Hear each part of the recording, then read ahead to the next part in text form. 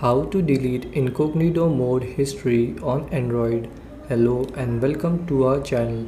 In this tutorial, I'm going to show you how you can delete all of your web activity history on your Android. So please watch till the end to properly understand the tutorial.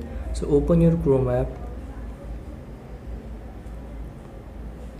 Then here tap on the three dots in the top right corner. Then tap on history. And here tap on myactivity.google.com. Then here scroll down and here tap on delete and select last hour, last day, all time or custom range.